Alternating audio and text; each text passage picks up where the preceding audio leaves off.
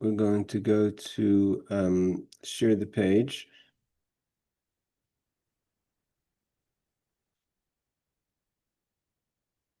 I think I did. Here we go. Hey, Barbara, sorry about that. Trying to figure out how to change this setting that changed them. All my settings got refreshed. Oh, Okay, hi, Rabbi. how are you? Okay, we're learning now the we're in the laws of Shabbos of different things that we can and cannot do. So far, we've been dealing with things that are related to cooking or heating. Rebecca, I wanted to answer you. Sorry, I forgot to mention that I spoke to my brother-in-law. The machine that you have, because it has the covering on it, so it's like a regular blech or hot plate. That's fine to use on Shabbos. Amazing. Thank you so much. No problem. I was going to send you a message. I wanted to wait till after Yom Tov. I asked him over Chag and Baruch Hashem now. Yes. I appreciate it. Thank you very, very much. No problem. Okay, so we're holding, I think, yes, we're holding halacha hey in Siman Pei, which is number 80. So we were talking about, we're going to go back to certain things when we finish. This is a long chapter. I want to go back to a few things that we didn't cover in the previous few laws. But let's just go further for now. So the law says like this: B'Shabbos asur lahatmin mishum davar. Okay, these are laws. These are complicated laws of atmana, of what's called wrapping foods, or really lahatmin means to kind of hide or bury food, like they would do in the ground. But even if it's not in the ground, it's forbidden to wrap food on Shabbos, which is totally enclose the food so it maintains the heat. So I feel even if the thing that you're wrapping it in doesn't increase warmth. The idea is for instance, sands and certain things that the actual thing that's being wrapped in or hidden in could add heat to it, so it becomes even harder than it would. Aside for just maintaining heat, it starts getting hotter, which is kind of cooking on Shabbos. But even if it's davar she'ein ma'asav hevel, even if it's being hidden in something that doesn't increase the heat, still it's forbidden to wrap something on Shabbos. Therefore, he says, so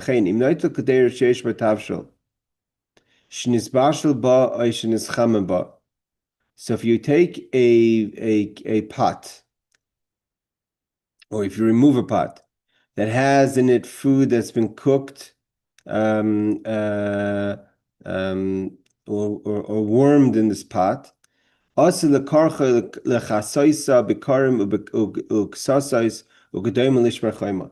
not allowed to wrap on Shabbos or rewrap on Shabbos. Let's say take a down pillow or cushions to put it in on Shabbos so it should remain hot. Some people have the custom. Let's say if you do before Shabbos, if you don't want to leave on an electric, so they'll hold the thing on in materials on Shabbos, and here it says you're not allowed to put it in. You're not allowed to wrap anything. Hey, Aaron, holding law. Hey, you're not allowed to wrap any food on the Shabbos that's going to be totally wrapped, even if the thing that you're using is not moisef hevel, doesn't add heat. So again, today, again, you have sand, you have other things that could be moisef hevel, but surely not if you had, let's say, an electric blanket that's foldable, right? So you couldn't, that for sure you couldn't add in, but even if it wasn't an electric blanket, you cannot do that on the Shabbos. Okay, so wrapping on food on Shabbos is forbidden, and he's going to give us in the footnotes some information. The Kli Rishon, when we're talking about is to wrap the Kli Rishon, which would be, let's say, for instance, let's say you took the soup off the fire on Shabbos, the blech, and you wanted to keep it hot. So you can't then take the pot of soup, excuse me, and wrap it in something that would maintain the heat. So he says that what we're talking about here is the Kli Rishon, but you may put it into a Kli Sheni and wrap it in towels. So if, let's say, you were to remove the substance from a first vessel, which the first vessel would be the pot that it's been in initially, and it's been on the fire, and move it to, obviously, to wrap something that's not hot at all is different. if it's not Ma'aseh Hevel. Here we're talking about it's boiling hot soup in the first vessel. So if you were to put it from there into a second vessel, let's say another bowl or whatever, so then you're allowed to wrap it in towels that do not increase the heat. Of course, we're talking about only a kind of substance, kind of material, or something that won't increase heat. You may even put it back into the original pot and wrap it, etc. This is, he quotes the Magen Avram, Mishnah Berurah 257, that if you remove it from the original pot and put it back into the original pot, so then you could reheat, you could wrap in a material that doesn't increase heat. So because it already lost its status as a Kli Rishon, a first vessel. Again, we learned before the halacha of in the Torah the difference between a first vessel and second vessel about the Klisheni is not mevashel. Klisheni doesn't cook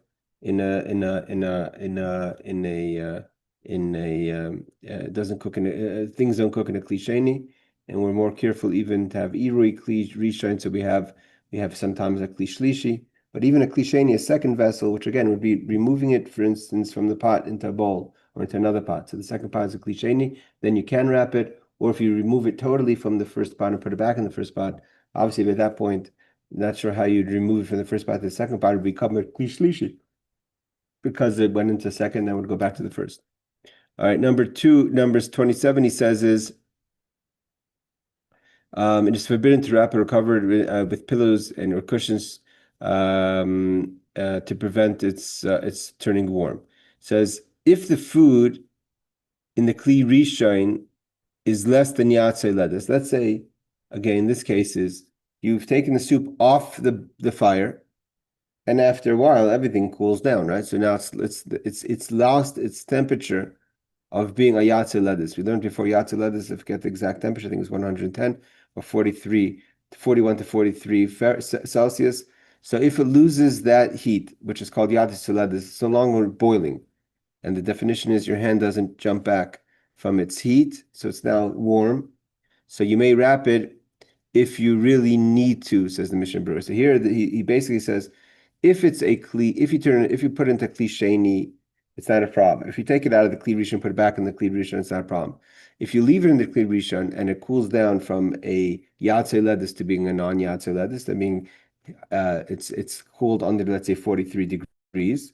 So in an emergency case, it doesn't say what the definition is if you really need. So you could wrap it then, obviously, again, not a material that will increase the heat. Again, this is not something that's just out of this world. It's something regular if people want to, because in order, we learned before about returning things to the fire. So if it's a once it cools down, you can't put it back on. The custom, we're very careful that once you place it on the countertop or the stovetop, and let go of it, so now it's actually fully on the counter spot. We don't return something back to the fire, especially if it's a directly back onto the fire. But if you're still holding it, so it's kind of never been taken off, you could put it back on.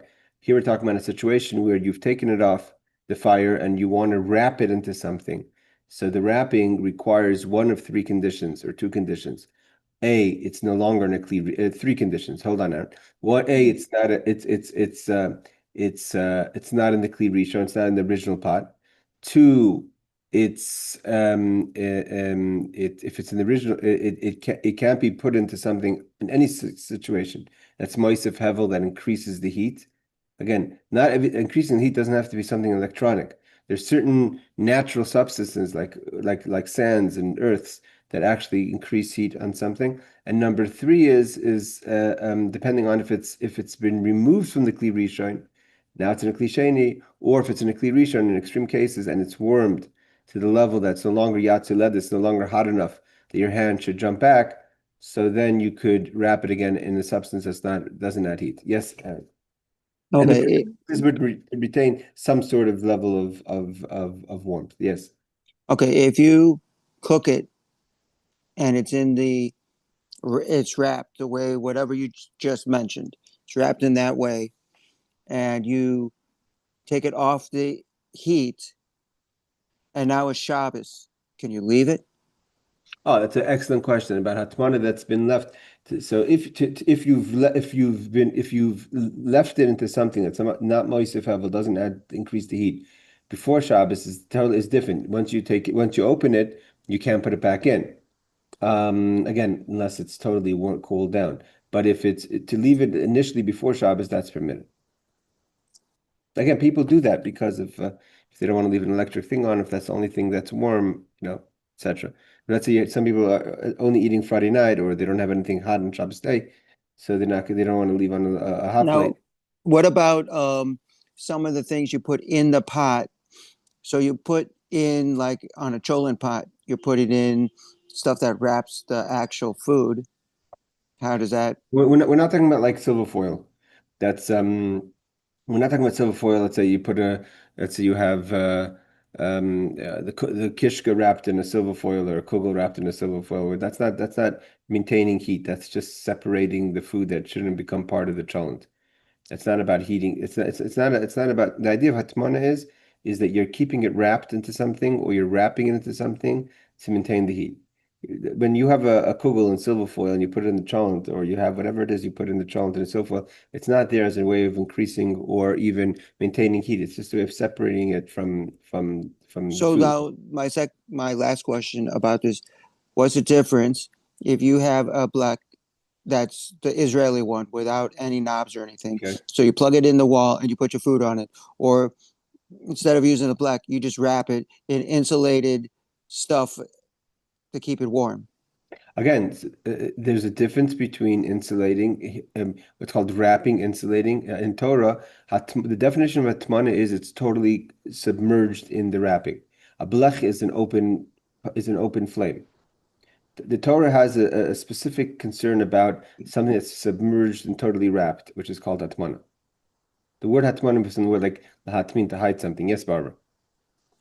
This Aaron mentioned black and the Israeli heating pad. I was just wondering if you were able to find out from your brother-in-law if the heating pad that I had, although it has high and low, and that's it, and there's no temperature control, if that's still usable, if that's still good. Yeah. So I mentioned to Rebecca in the beginning of the class, I spoke to my brother, Rabbi Farkash from Bellevue, Washington. He's a Paisik.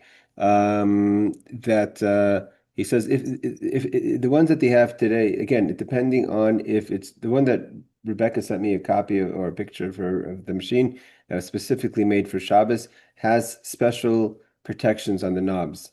And it has a little covering that covers it. If it has that, that's definitely.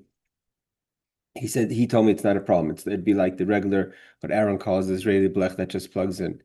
The fundamental difference is that if it plugs in, the one that we have, let's say I have the one that Aaron has, you just don't have an option. It's either in electricity or out of electricity. The problem with the knobs is that the concern which is like similar to it in ancient times of someone messing with the coals, etc., is that if you see the food's not to your liking, then you may turn the knob. So that's the concern of knobs, that you may it's like it's a person, so we take a lot of pride in our foods, in our cholents, and yeah, and I cannot mention I can say more than one time I've had regrets at the level of heat if it was too low or too high.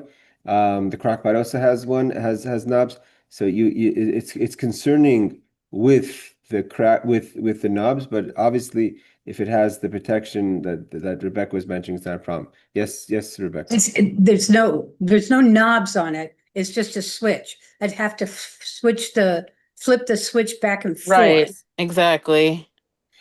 So best would be to cover listen, to make a covering. What's the covering? It doesn't prevent you from doing it. It's not a kind of covering that doesn't allow. It's that you don't. It's a hecker. It's something that reminds you not to do it. Sometimes we're forgetful or what have you. So again, listen. The closest thing to Hatmana, what Aaron was talking about, is the crockpot, and that's like a problem. We'll learn about the crockpot. Returning the crockpot. The crockpot is covered from almost three sides, right? So the crockpot is more concerning than a regular pot. But the maskana is, the bottom line is, people do permit the crockpot on Shabbos. The knobs, there's knobs on most crock pots, but better to cover it so you have a hecker. If I've ever had a problem on Shabbos with something cooking, it's been with a crock pot because it's very hard to manage that heat. Yes, Rebecca. This might be a little off your topic, but I thought the reason why you cannot put food into an oven on Shabbos is because of the Isser of Hatmana. Is that correct? So yes, there is an opinion that, but see, unlike the crock pot, the actual first of all, depending on the setting of the oven, and if you're putting it in the oven or taking it out of the oven, so you have to remember there's a lot of other problems the oven has with lights and other things. But let's put all that on the side. There is the concern that the oven is closer to hatmana because it's totally submerged in the space of the oven as opposed to a crock pot or definitely a blech where it's just on top of the fire.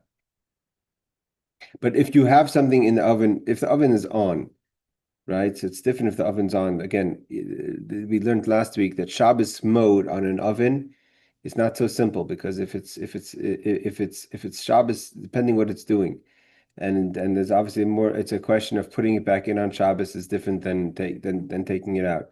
And when you open this, if you open the door, depending on what the Shabbos mode does, so open the oven door.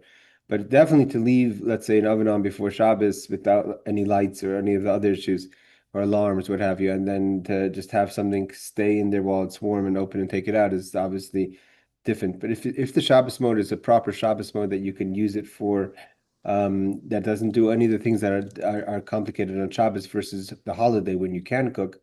So then you have to see if it's permissible to keep it there. To put it back is again a problem. A problem of putting back something into hatmana. It's less of a problem to put back something onto the blech if it's being held, etc. Yes, Aaron. Okay, so I discussed this with a rabbi. The Shabbos mode, which I've never seen it on a oven, but they claim that it keeps the flame on because on my oven, if I open up my door, it could change the heat. So when the heat is at the proper temperature, it turns off the flame. When the heat becomes lower, it turns on. So if you open it up and then you cool it off, it'll turn back on to get back up to the heat that you had set it at. So the Shabbos mode neglects that. And if you set it But at four, again, but there's other problems like Rebecca said about atmana of putting food in of putting returning food into an oven on Shabbos is not when we talked last week about putting food on a blech on Shabbos, if it's a davar lach or if it's davar yavish, something bishul bishul, it's different when you're talking about a hot plate that has, let's say, putting something on a hot plate doesn't have any liquids or no gel, whatever, what have you, than if we're talking about putting it back into an oven on oven mode. that's why we just don't use the oven. It's just too many complicated laws. Yeah. Okay. Law number 6. Davar she'ef sheklal la'achle b'li hadacha. Okay, now there's other laws that are maybe not your typical what we call what we're aware of. Let's say there's a food. Part of the different laws of Shabbos is not just cooking. That's Aish. There's other laws that are permissible that are prohibited on Shabbos that are food related, not just writing or cutting or other things. For instance, there's kneading, it's all about what's called weekly things. Boirer separating, all kinds of different laws that may not seem like it's a big deal. Excuse me, but consider that you're doing something, you're changing something on Shabbos or fixing something on Shabbos. So here we have the problem of a food. Again, on top of my head, I don't have an example, but a food that cannot be eaten without washing. Like not foods that doesn't mean if you a cucumber or something like that, because it can be eaten without washing. You may not want to eat it without washing. We're talking about foods she efsher klal, something that cannot be eaten without washing. So you're basically on Shabbos making the food from being inedible to edible. Not again, we're not talking about if washing your oranges or sorry, washing your apples or cucumbers, which for good reasons you want to wash it, but it's saying efsher you cannot. It's not possible to eat without washing. So you're not allowed to asla dicha b'Shabbos. You can't wash it on Shabbos. Afilu b'tzainin. It's not about the hot water, or even cold water, because you're fixing the food to make it ready to be eaten on Shabbos. Before it was not able to be eaten, now it can be eaten. But dove, however, let's say dug maluch. Here he gives an example of herring. He calls it herring, dug maluch, which is salted fish. Let's say, I guess different types of fish, but let's say you have a very, very salted brine that it's sitting in, and maybe the custom would be that you don't just take it out of the brine and eat it, but you first soak it or wash it off of that very salty brine. So you're allowed to, you can't wash it off, but you could put it into cold water. We have to be careful. The hot water could maybe cook it. The cold water to just kind of take off the strong salt of taste of salt. Why? Because although it's not pleasant to eat it like that without washing it off first, but it can be eaten. It's just that it's too salty. So that's different than something that cannot be eaten without being washed off. So he says in footnote number 28, I'm just trying to think of an example of this.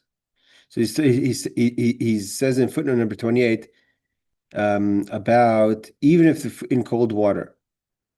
Yes, Barbara. I was just gonna say like a tomato. You couldn't really eat a tomato without washing it. No, I don't. No, a tomato is not. We're not talking about.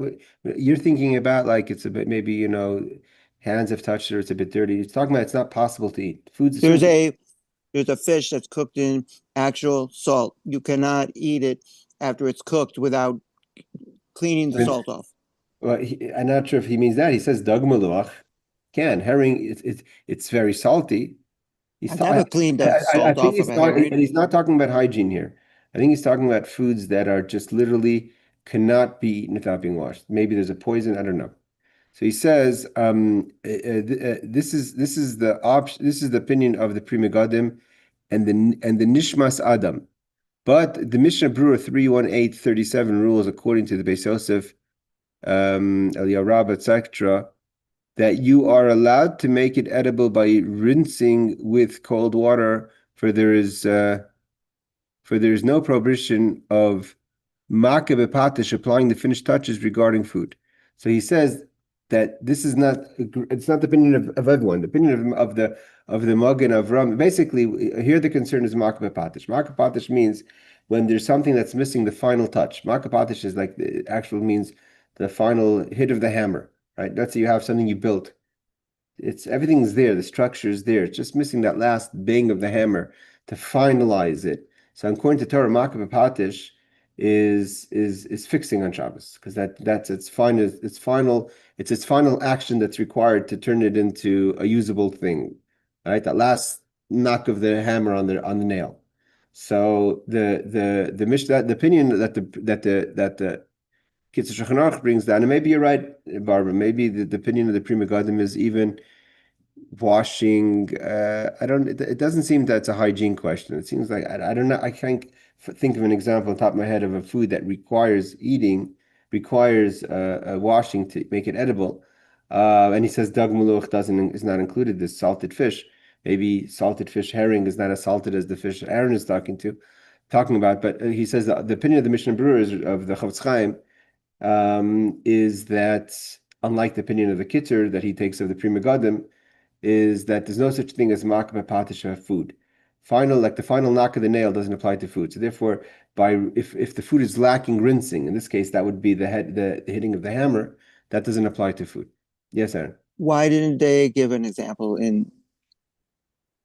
And if I'm just reading the actual Hebrew words here, he's the Kitzur. The Kitzur Shulchan Aruch. The point of the Kitzur is the word Kitzur means the short version. He Right, I know. cuts out all these things, so he shouldn't have to add. He says e efshar klal. The words, if you want to just analyze the actual text, the word e efshar klal means it's impossible. That would be the English word. What did he say in English? He doesn't use the word impossible in English. He says cannot be eaten at all without being rinsed. He doesn't. The English that they chose in the Chabad.org is not as strong as the Hebrew version, which is ef shakal, means not that you the way the English said it, cannot be eaten without being rinsed could maybe lead to think that we're talking about rinsing the tomatoes. Seemingly from the Hebrew, ef shekla means it's not possible to be eaten. Again, let's say you have a poison or something that's on it. Some people argue that hygiene, if you eat fruits and vegetables out of a supermarket after it touched a whole bunch of hands of the different people that are operating it, it is a poison. There's halachically, it talks about the laws of money.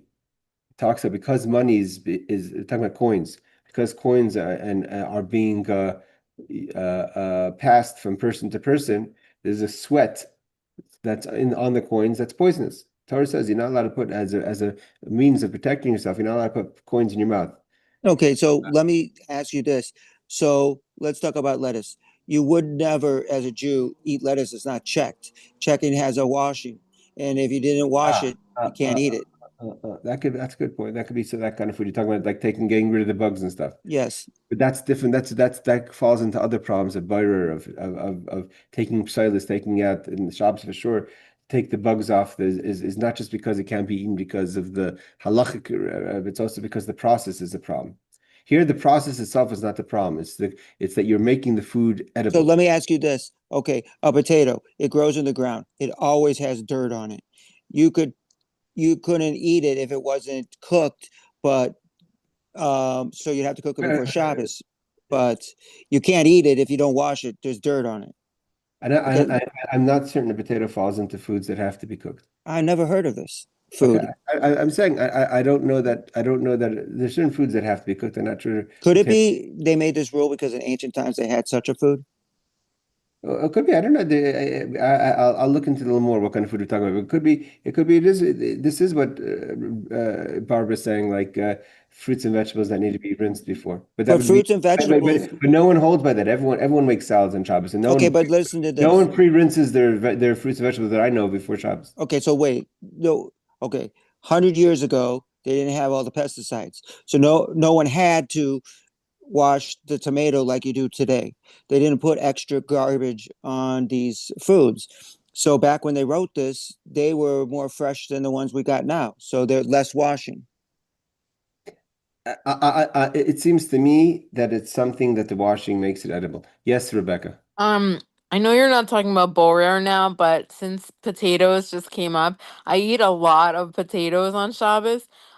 Is it okay if because I'm taking the part that I want from the part that I don't want, is it okay to like kind of like scrape off what I want to eat from the skin and not eat the skin? We're going to get into skins and soon, like peas and other things, shells. It's all depending on if the skin is edible or not. There's different opinions. I mean, like It is edible. that's what I'm saying. So, just choosing parts of foods, like it depends what you do with it, how you do it. We'll get to that. We'll get that soon. He covers that Okay. soon. Okay, thanks. Okay, now we're going into the problem of lush. Lush is kneading. Now, kneading is seemingly, taking. What is the prohibition of kneading? Well, what are you doing? You're turning flour, eggs, water, whatever the ingredients are, into dough. So before it was ingredients, and now it's a dough. That's prohibited on Shabbos. That's lush. But that's the classic lush. Let's just bring up Chabad.org on lush. So it says, okay, nice picture of someone making dough. So kneading is an av melacha. It's a prohibition from the Torah. What's called an av melacha. It means it's a father. It's a parent law as opposed to an off law. It means a law that's like called a child law, tolda, which is it's a law that's taken from which we'll see in a second. For instance, a thick salad dressing is not lush. It's forbidden on the Shabbos. The melacha encompasses activities. Hey, I'm not sure if they figure out how to get this new setting off. Hey, Danny, sorry about that. So it says Hi. the malach encompasses all activities which, like kneading, join small particles into one mass using liquid and applies to both foods and non-foods. For instance, it's not just food. You're not allowed to make a lush if you're making a Play-Doh or something. It also includes leather treatment or dough-like pasting or braiding. Okay, that's all part of lush. Kneading is inevitably involves two steps: pouring the liquids into the flour, mixing the flour and the water together to make dough. So we'll go into more details of lush. Is kneading also like if a girl braids her hair?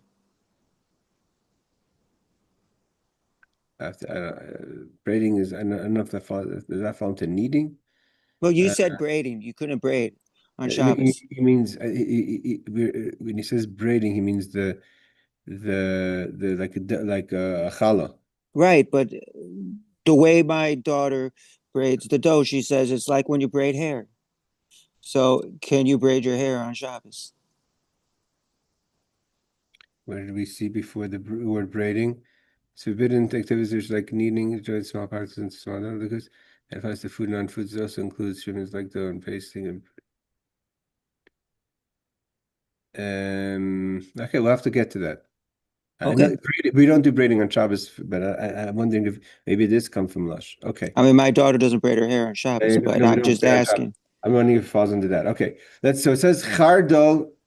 So let's say here we're talking about a kind of let's say salad dressing. So it's chardol v'timcha ushar mini tibulim shleinasim chaymitz b'ydei. Let's say you have things that you mix.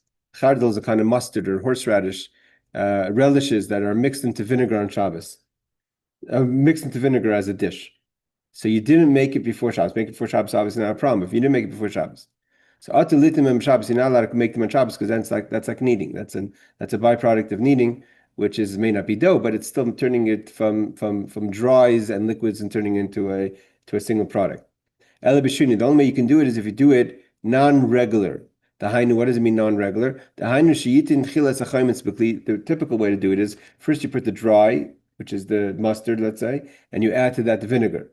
But if you first put the vinegar and add the dry to that, so that would be a shinui, something that you're making a change. But another precaution is then you can put in the horseradish or the mustard, but on conditional yasa belila ava, you don't make it thick. Because then when you're making it thick, it's like a dough. So if it's runny, and you do a shinoi, which is by first putting the idea of shinoi is also part of the Shabbos is if you do things in an irregular way, you're already showing you're not. This is not. It's not. You're just not being careless about Shabbos. So you're putting the vinegar first, and you're not doing it thick. If you're doing it thick, it would be a problem because then it's like really like turning it into a product. Eliyishbech harbe use a lot of the liquid. Shdei b'lilase raka, and then it'll be runny. V'gam le'yorve b'kafu kedema, and also don't mix it with a spoon. Again, so the you thing you're using a mixer or the what do they call that a little mixer. Use your finger or something that's not a regular vessel until it becomes kind of mixed together. So here again, you were doing things differently and you're not making it thick, so then it's not a problem. This would apply to similar to salad dressings or things like that. Yes. So I'm just bringing this food up. So tahini comes in a bottle, and you add water to the paste, and then you use a spoon so that you could actually eat it. Can you do that on Shabbos? That's pretty much what we're talking about. So you can or you can't? It's not in first of all not in its regular way, and you have to you would have to make it runny. You can't make it into a thick pasty one. No, and you Okay. can't use your regular spoon. Oh, this is pretty much exactly what we're talking about. So now let me ask you this: with like Italian dressings and tahini and stuff, you make it before Shabbos, but they separate.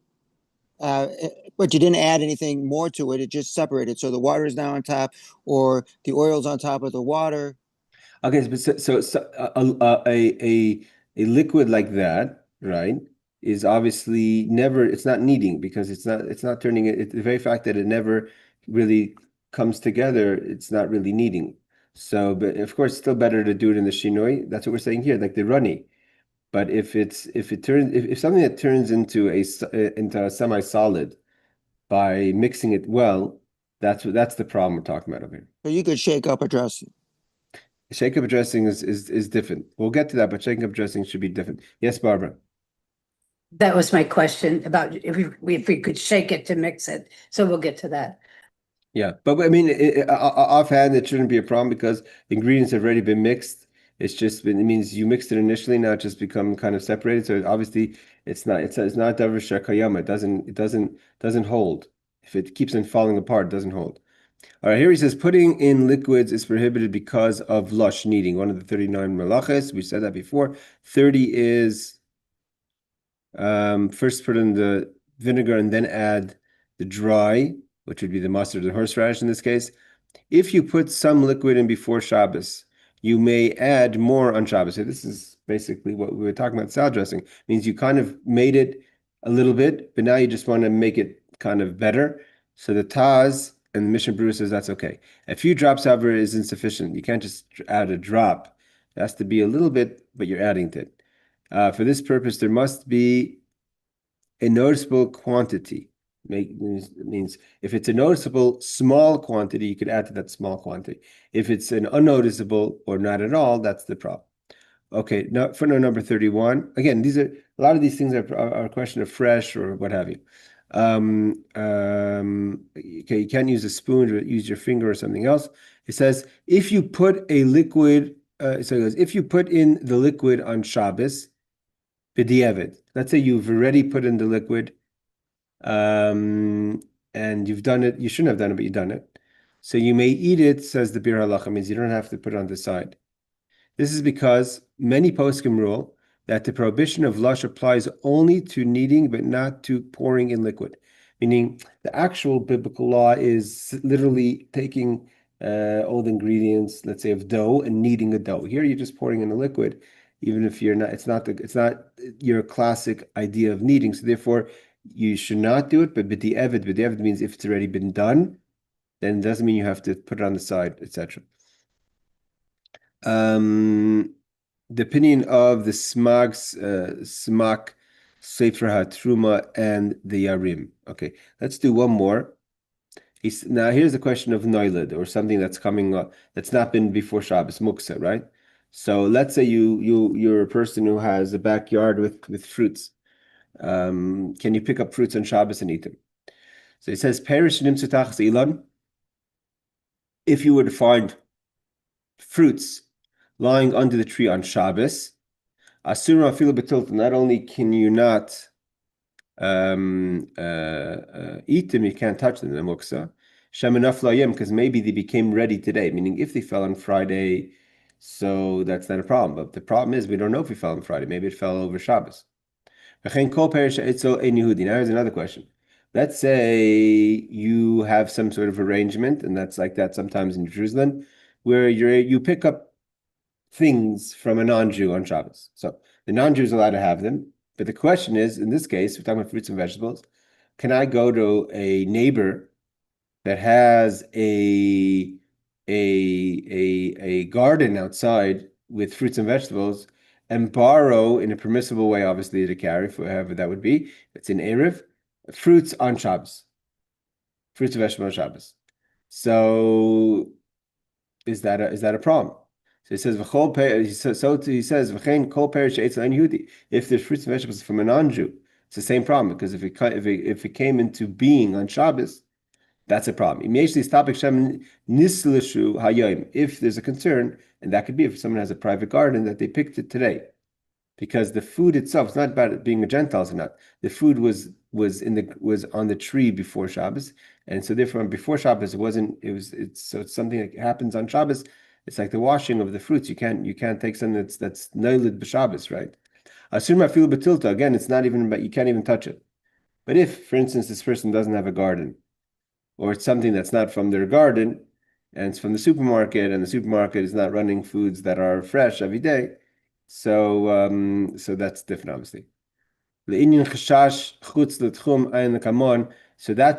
there's other issues, he says, that would be is if the fruits and vegetables, even if it was picked before Shabbos, came from a space, the tchum, which is the boundaries of Shabbos, right? We learned about, so we have up to 2,000 amos, we have a certain amount of space that is your space of Shabbos. If let's say the delivery truck came from out of that area on Shabbos and delivered to the supermarket, and the Gentile went, picked it up from the store, and now you want to use it, or let's say you have a servant at home that or a housekeeper at home that brought something from the supermarket, even without you asking them, then there could be a question also of chus l'tchum, if that's a possibility. I mean, to say that the vegetables came on the Shabbos, and that's possible.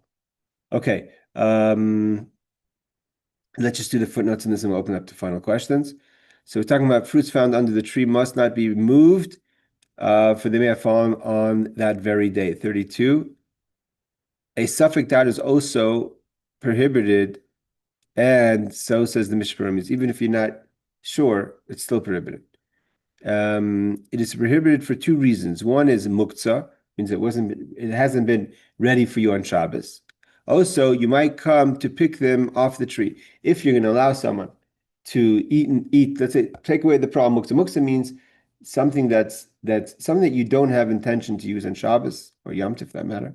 Then even if it comes available to be used on Shabbos, so that's a problem. So, for instance, while the apple was on the tree, it was not going to be used on Shabbos. Once it becomes picked, so it was muktzah before Shabbos. It was something that was on the side, or so to say, wasn't available on the Shabbos and became available on the Shabbos. That's a problem. That's the laws of muktzah.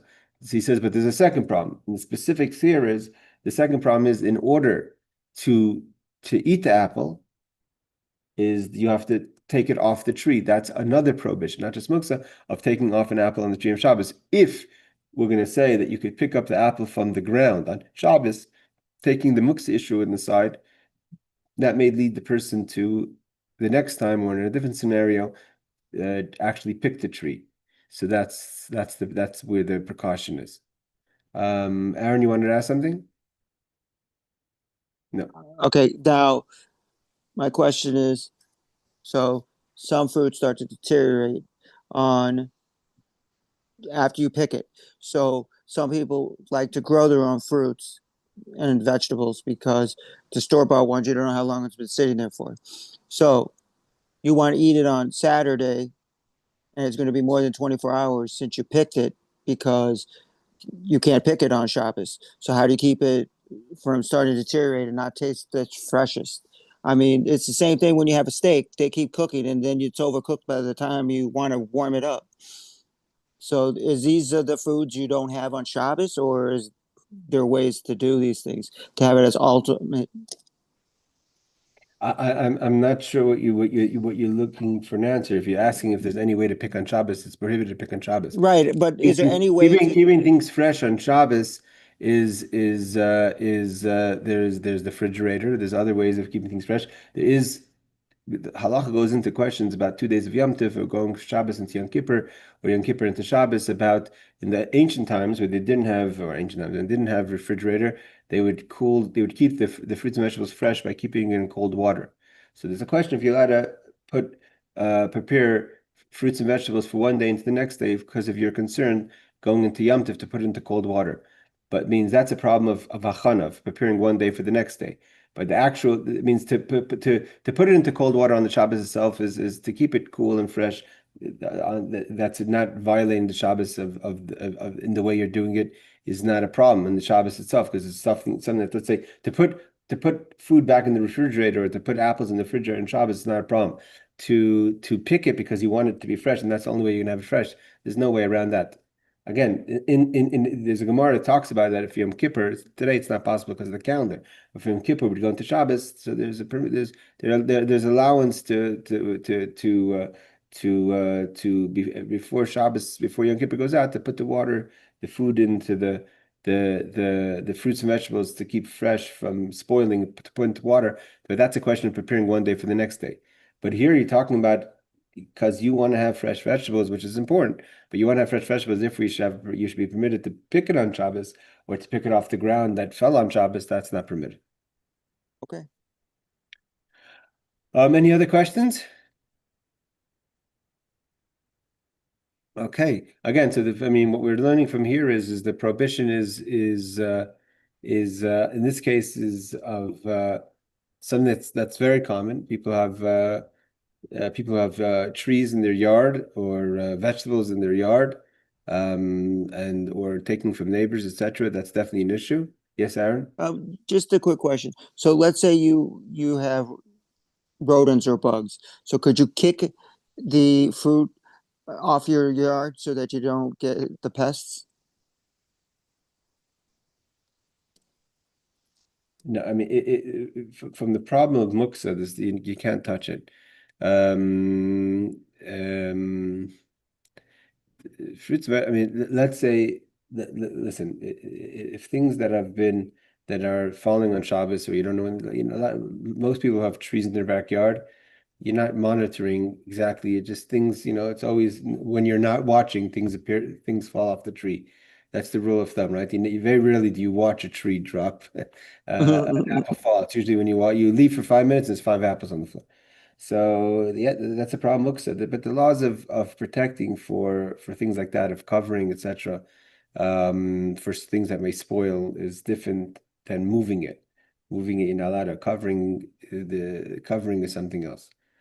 Okay, I Thank think you. we're going to stop here. We'll pick up next week from law number 9, which is the laws of honey, taking honey from a beehive on Shabbos. Also questionable. All right, Laila Tov, everyone. Take care. Thanks for joining. Thank Thank you. you. Bye.